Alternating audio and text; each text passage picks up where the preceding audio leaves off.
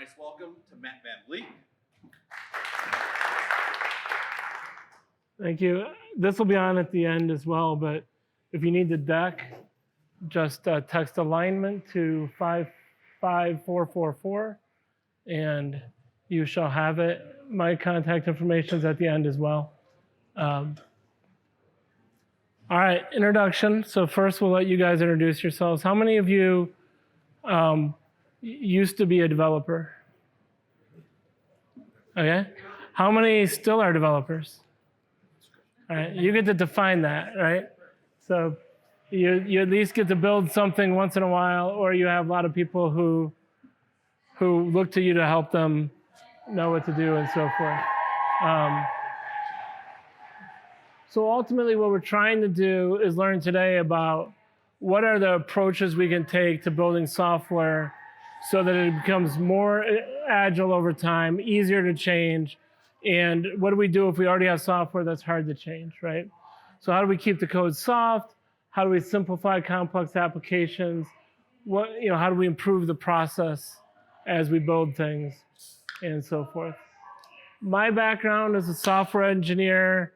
I've been doing XP a long time. I started a company that wrote unit testing software, and then that became free, so that wasn't a very good business to be in. So then I joined a consulting company that I bought out one of the founders. I did that for 18 years. Then I sold that company. Now I'm working with Leading Agile, and we're not only doing organizational transformations, but we also have a studio where we build software for people, or we'll teach them the engineering practices. My focus is about how do we help enterprises get better at building software, right? They look at the companies they want to emulate, and they have a very hard time getting there. And so what can we do to help organizations get there? All right, so what causes software to get more complex over time? Let's start, because ultimately we need to know why it's getting more complex so we can then decide what to do about it. So what do you think? What causes your software to get more complex? Features, so we just have more features. Okay. Poor planning, and then you said adding too big of a code base. Not having like microservices. Not breaking it down, not having microservices. Acquiring a company and having to integrate with their stuff. Acquiring a company, so now you've got their rules, your rules. The most complex system I ever worked on, they had acquired a business, so they did rental of uniforms. This other company sold uniforms. They combined the two, but they never merged the business units. So there were business rules on this side that conflicted with business rules on that side, but we were building one system to support both.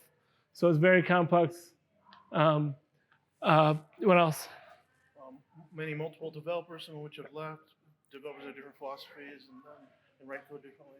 So developers have left, different philosophies, different approaches change over time. Okay, I did answer some of these myself. I think you guys got a lot of those. So if you start with fear of change, if you're afraid to change the code, it's just going to get more complex over time. People will copy it. People will say, well, I don't want to break this thing that works today, so I'll go write it over here. So you just end up with lots of complexity. As soon as you're afraid to change code, even if you wrote it yesterday, I consider it legacy code, right? So that's dependencies. So if you went to Mike's talk, who's in the back here earlier, he was talking about dependencies. The more things your code's dependent on, it's just going to get more and more complex over time. Unplanned debt. So someone here said, look, we just you could make a conscious decision to say, we're going to build this in this way, and then we know we're going to have to spend some money later to fix it. That might be like the mortgage on your house. You also might just look around and say, oh, we just got that project done and we have $20,000 in credit card debt. That's what I'm talking about, like unplanned debt. Like all of a sudden we just took shortcuts. We ended up with code that's hard to change, and we didn't even think about it along the way. If it's a conscious decision, then it's a business decision, and that's fine. Schedule pressures, people talked about. Nothing's ever removed, it's always added, right? We acquired a company, we've got more features, we just are putting more and more stuff into our software. What about the stuff no one's using? We never take it out. So that it just gets more complex over time.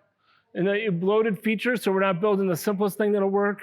We're building everything we ever thought of, because what if we're wrong, right? Which, again, if we get the process side right, and we were coming up with small features, letting the customers give us feedback of whether that's enough or not, we're in much better shape. If we're guessing what the customers want, and we really don't get feedback, then we just end up building big bloated things that are getting more and more complex.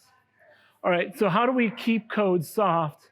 I always talk about hardware supposed to be hard to change, and software is supposed to be easy to change. And hardware is much easier to change than software, the way it's traditionally written in enterprises. So how do we make our software soft so it's easy to change? How do we keep development teams moving fast? So what do you think? How do we keep it soft? How do we keep it from getting too complex? That's why you're here, right? Spend time addressing tech debt, right? Invest in it. Yeah. So I'm a big fan of unit testing, so that You- feel safe about changing code. Unit testing, so make it feel safe about changing code. Principles like that, DevOps, where you're pipelining some things that you know instantly. Yep. So DevOps, unit testing, invest in tech debt. Anything else? So you got a lot of the stuff I had. So robust DevOps pipelines, automated tests, automated builds. Encapsulate your dependencies, right? So if you've got a system, let's say you did acquire a system, now you got two systems that have to talk to each other. Is there a clear API? Is it clearly delineated? Can you test one without the other, right? Are you encapsulating those dependencies? Because the dependencies are the biggest thing that slow you down. As soon as you have a lot of dependencies, you're going to end up with code that's probably not able to be all managed by one team, which means now your teams are dependent on each other, and everything gets harder when your teams are dependent on each other and there's not a clear way of orchestrating between the teams. Plan your debt and find a way to pay it off. So you guys got most of these, which is good. The biggest thing I would say is make sure that you're treating all of those from a value-focused perspective. So if you're saying we have to pay off technical debt, how do you get the business to invest in that, right? You have to be able to show how does it affect our cycle time, how does it affect our uptime, how does it affect our value density of what we're able to build, right? There has to be a business reason to invest in paying off that debt. And you have interest that you're incurring every time you try to build something as you have more and more debt, right? Like if I'm wanting to encapsulate these dependencies, how can I show that that's going to be valuable? Because now I can align my systems to my business. We can have a more composable enterprise where you can use these systems in more interesting ways in the future, right? So make sure all of those things are value focused. All right, so now we'll get to kind of the meat of the thing, right? So you all have big legacy systems that weren't written with tests and builds and DevOps pipelines. You may be getting some of those things in place, but you have a lot of code that wasn't written that way, right? So what do you do about it? So first, let's say your systems architecture looks like this, right? You've got a bunch of systems, they have all kinds of integrations, you don't quite know how they all talk to each other, right? The first thing we're gonna say is start looking at your capabilities as an organization or your products. How do you want to be organized, and where are the seams between the way your business works, right? We're working with a private airline, and so they have planes and they have routes. Well, they don't really have routes because every route is different, but they have airports they go to, and they have owners, and they have different things, right? So what are the things we care about?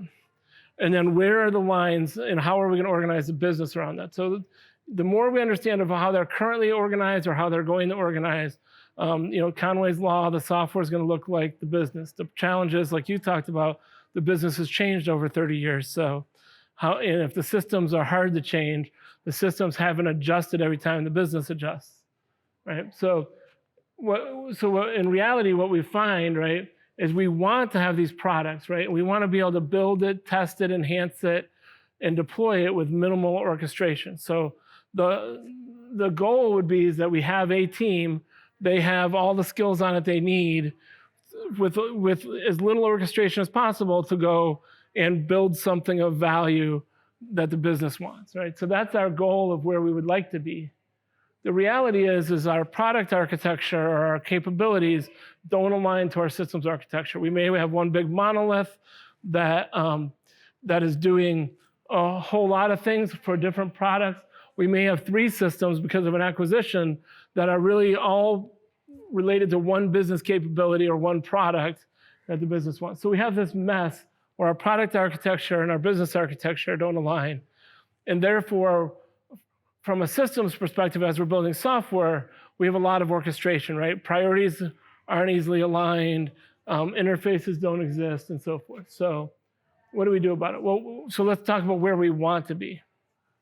Has anyone heard of the memo Jeff Bezos wrote about how 2 systems, if you had a service that it had to have an API, and if you're never allowed to talk to the database directly, you're never allowed to talk to the team, it has to all be orchestrated through an API. We believe you have to have contract tests and mocks and say, okay, I need an organization where I have clearly defined systems, they talk to each other through an API. Just like if you're going to use a cloud service that's available on Amazon or Microsoft or what have you, you don't go talk to people at Amazon and Microsoft to say, how do I consume you? If you want to look at a flight status and your company flies airplanes, I should be able to call that flight status service without talking to anyone. I should be able to build it, deploy it, test it, integrate with it, and I should just be able to do that without talking to anyone, which means I have to have clear APIs. I have to have contract tests and mocks, because if that flight status service wants to change how it performs without breaking the API, they have to be able to test their change without all of you being involved. So back, again, this is how we want it to be. It's not necessarily how it is today. So what we're going to talk a lot about is encapsulation, right? So we have these products. We think they should be encapsulated with APIs. We have code. It should be encapsulated. So I like to use an analogy. So at the top, we have chocolate chips. At the bottom, we have M&Ms. And we want to build that hard, crunchy shell, because when heat gets applied, what happens to the system at the top is it starts to melt together. You stop seeing where the seams are. You lose what the architectural intent was. You lose a lot of things, right? At the bottom, right, they melt in your mouth, not in your hands, right? So this API, these tests, these mocks, they protect that. Now the question is, how do I get from this to that, right? So first of all, you have to recognize that. So we want to get from this to that. So what we want to do is we need to start decoupling the code. So we have to refactor to clear APIs. So we need to know the seam. We say you should start with your business capability model and know where does the business define the seam. And then we look in the code to see what dependencies are causing that to fail, what's causing us to break that. Right? We have some tools that we've written on our own using open source, like code analysis tools. There's tools like Code Scene, where you can see what are the components of my system, which ones change the most, which ones break the most, and then where is the tight coupling. So you can use some tools to visualize your code, but ultimately what you're looking for is where can I have a clear API? And then you create the tests and mocks. So you build a characterization test. So you say, what is it doing today around that? So you're starting to encapsulate it. How can I mock out the other parts that aren't there? And you start to build these seams. And of course, everything you're doing there is going to have automated builds and tests that come along with it. So has anyone experienced this, tried to do similar things? What do you run into?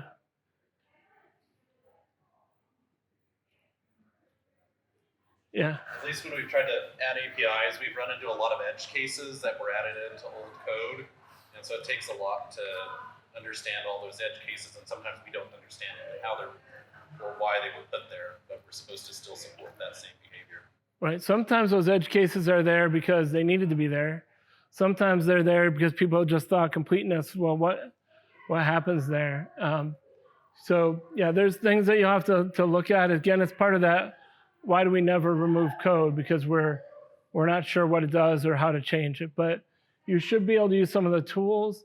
You can use some of the AI tools as well to say, how would this edge case get called and what should I do to protect it? So there's things that we're doing there. But ultimately, if you can't encapsulate it, then your teams are going to be slow.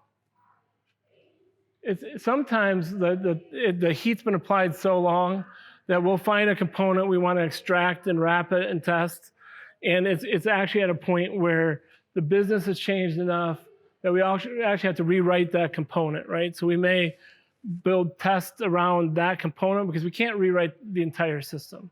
It's been there too long. It's too complex.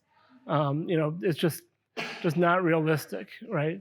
So a lot of times we'll decide we need to rewrite a component. Well, then you're in a position for that area of code to write it with the modern engineering practices you want, right? So do it with test-driven development, write tests that describe the behavior you want, write code until those tests pass, automate the build, have a DevOps pipeline that stops you as soon as you break something that used to work, and then you'll be in good shape. So that's ultimately, there's times where the right thing to do is to just rewrite that component. Ultimately, right, we're going to go through that process again and again.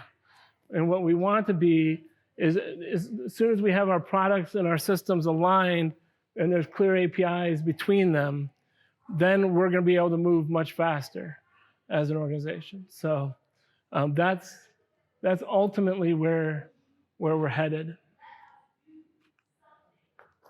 Okay, so want to talk a little bit, I guess, any questions about the practicality of that, technically how we would do it?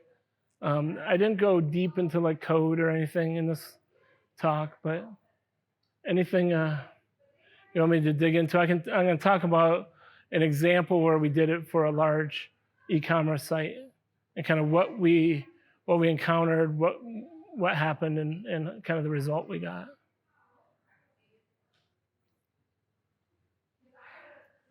All right. So the situation with this client was they had a business that was mostly sold through dealerships, and the new world is mostly going to be sold through e-commerce. So they went and very quickly decided that they needed to build an e-commerce capability from end to end. What happened is they ended up ramping up. They weren't getting throughput fast enough. They added teams, so they were up to like 30 teams across 4 or 5 vendors. They're all building software that ultimately needs to take and turn, a interest on the website into an order into cash, right? It needs to go through that overall process. And they got to the point where the more people they tried to add, the slower they got, not the faster. The more they built software, the quality went down, not up. So they started needing to do some things to fix it. And so one of the things they did is they started adding architecture to make sure, like what they'd find is they had something and then the attributes of their product changed. So they ended up like having to rework a bunch of code. So then they made their architecture such that it was really robust and everything could change, right? So they ended up kind of over-architecting it to try to future-proof it so they never had to rewrite things, so they never had a quality issue, right? But the problem is if you try to predict the future, you're going to fail, and you're going to build a whole lot of software that just creates dependencies and slows everyone down, right? They introduced, complex management systems, right? So in order to get approval for this team to make a change, they had to get all the other teams to agree.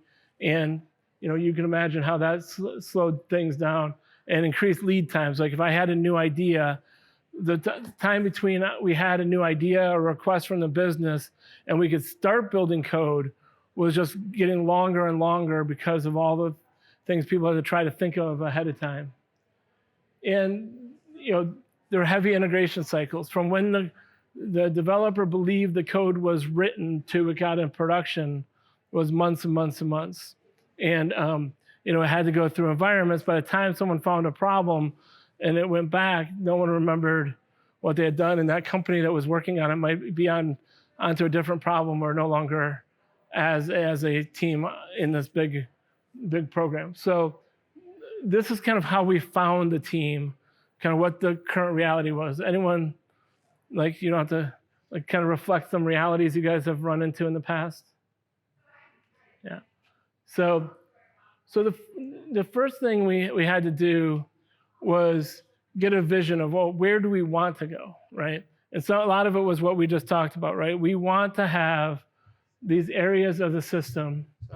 They can move at the speed those areas of the business are changing. So if the way you configure the product is changing rapidly and the ways you can pay for it aren't changing, we don't have to have all of these departments dependent on each other, or if they're going in different directions. So how do we have the different components separated, right? Ultimately, how do we modernize this, right? So someone talked earlier about having smaller components. How do we have tests and DevOps and builds around it, right? And then how do we get the kind of the engineering up to the level of the application modernization?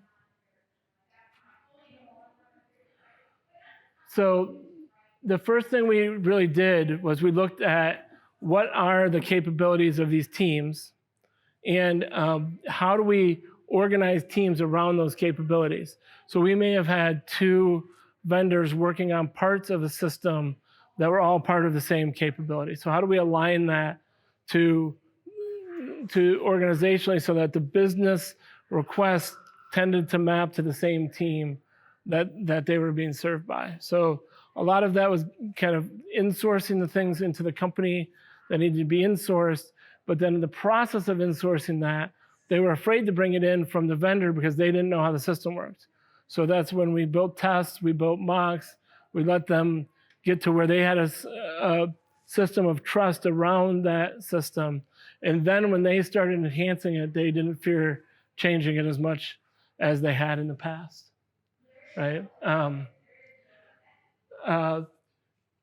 Ultimately, once we got to the point where the teams had less external dependencies, less external orchestration required, now we could get productivity back into the teams. So the teams could look at, well, instead of spending time trying to escalate everything outside, where are we spending time? Their retrospectives became more effective. Their internal improvements became more effective because they weren't constrained by all of these external dependencies.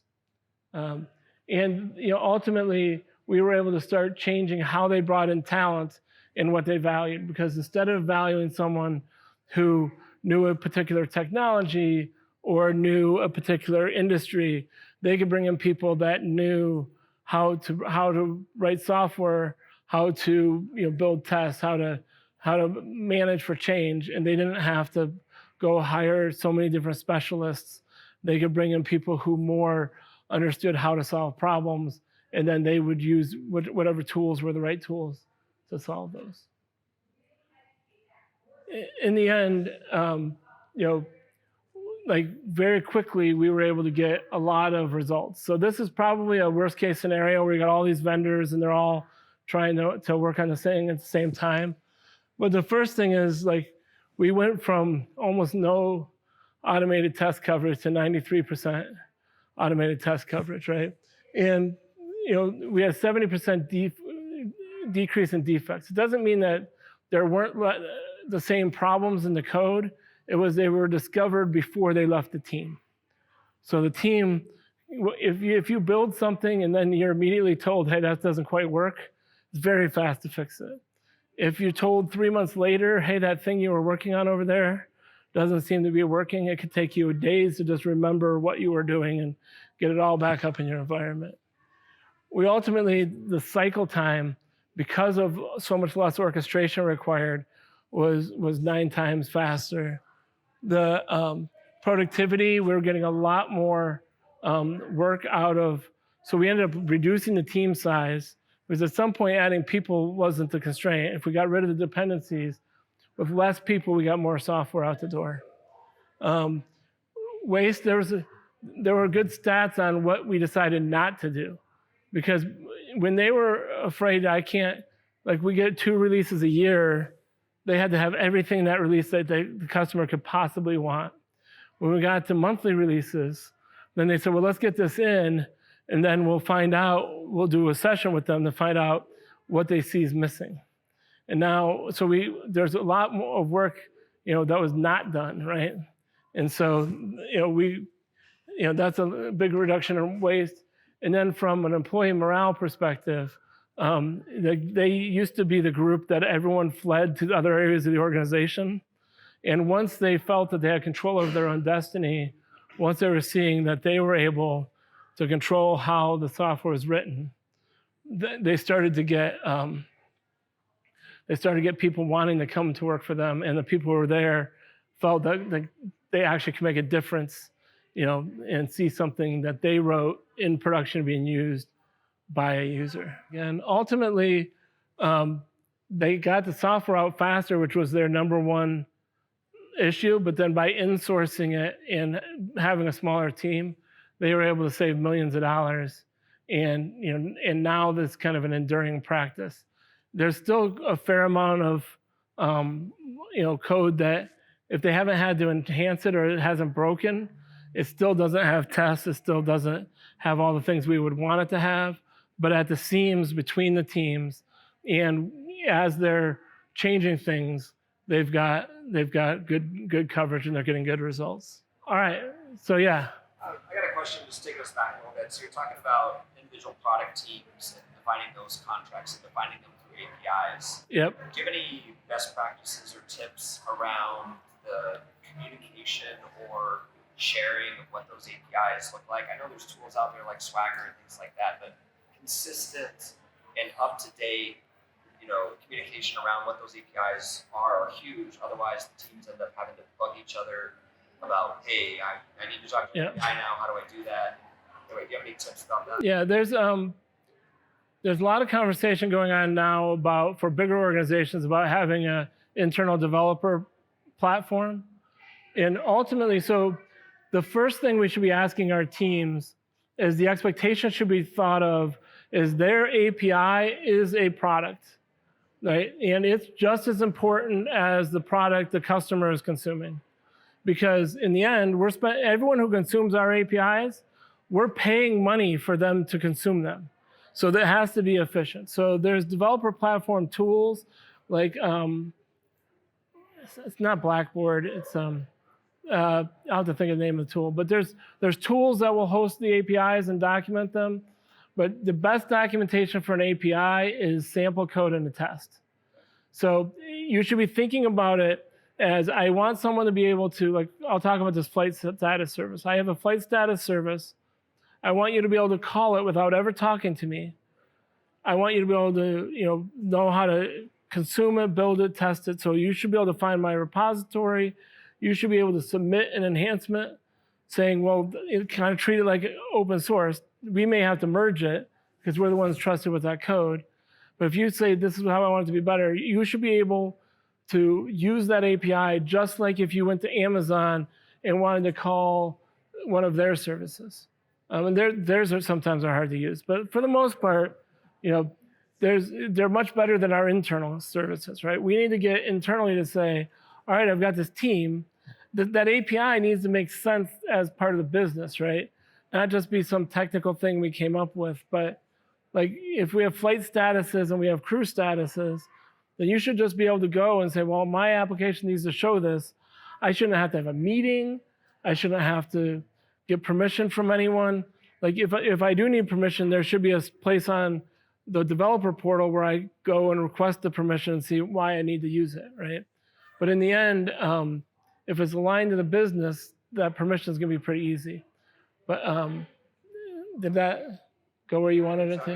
It helps just to talk about the mentality of treat your API like it's externally facing, and you're on those other delivery teams or your clients, right? Right.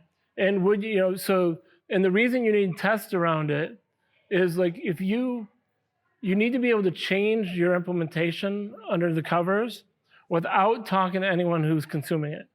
Because even like I used to do a lot of projects with enterprise application integration, and we would go and everyone, it was put a new bus in, everyone's working with us.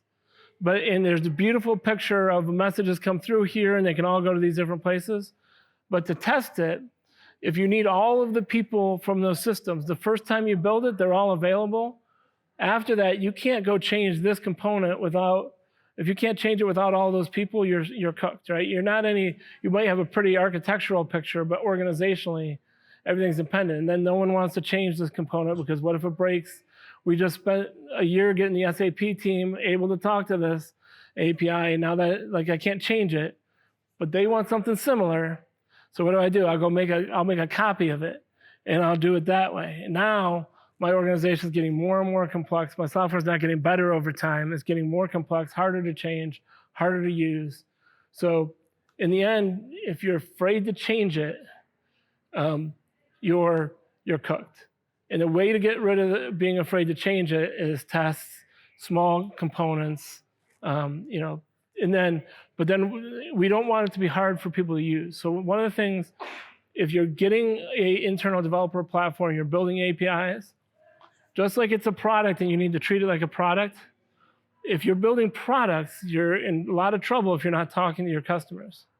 So if I'm going to go build something that says, well, you can call this, but you have to call it with Corba, or you can only call it in this way, then no one's going to use it, right? And so now I'm got this idea of I'm the field of dreams, right? If I build it, they will come, right? And we run into a lot of developer productivity tools, APIs, things that are built internally that no one consumes.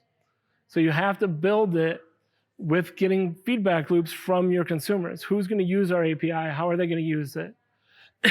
But once you set that up, and so you're going to have parts of your big monolith people want to call, and it's a project. So you say, all right, well, I'm going to make this available to you, but I'm going to make it available in this way. Let me put a set of mocks up. Here's how I assume you're going to call it, and here's what I assume I'm going to give you back. You can start writing your code against this, and then I'm going to write a set of tests.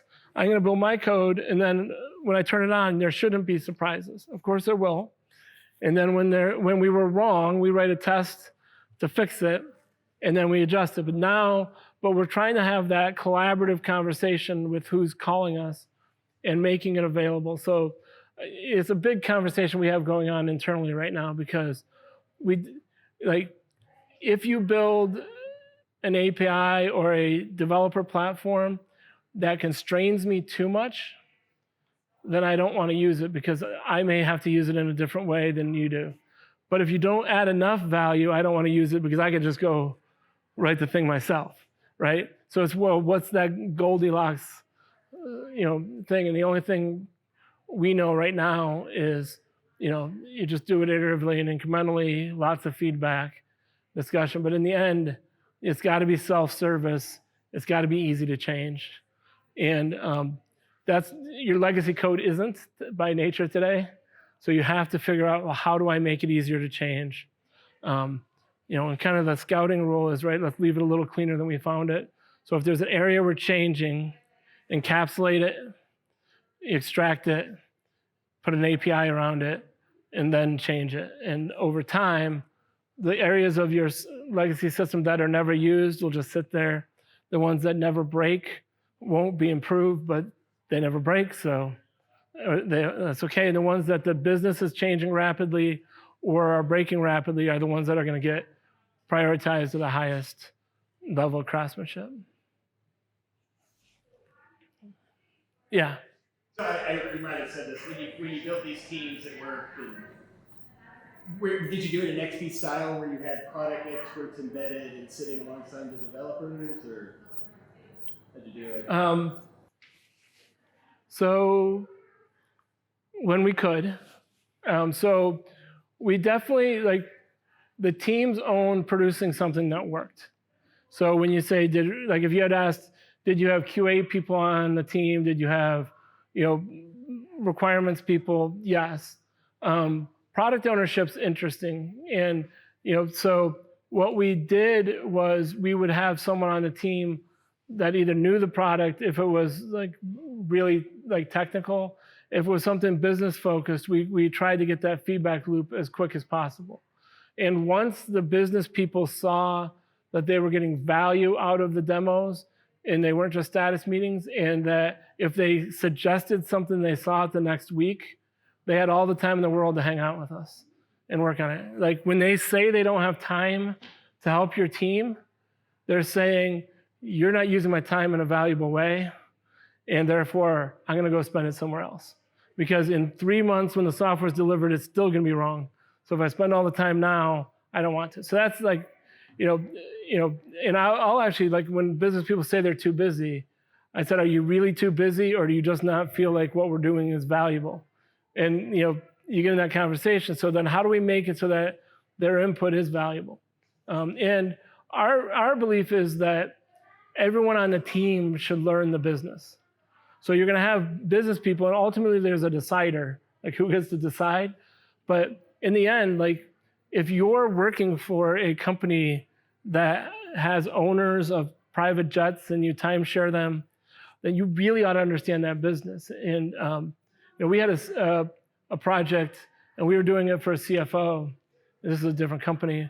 And the CFO is looking at the weekly demo and saying, well, this table, can you make it sort and filter in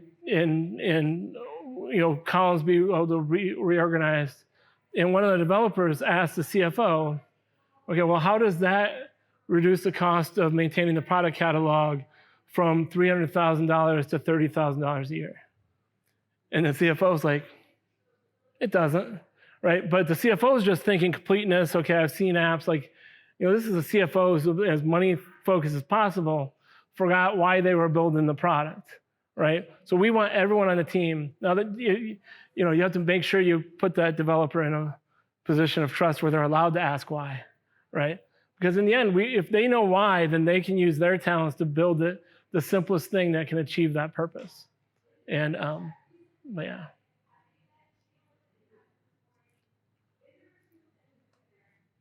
All right. Well, we'll end it 5 minutes early, and if you got anything, come up and ask. I think there's a deck if you need it. Thank you. Thank you.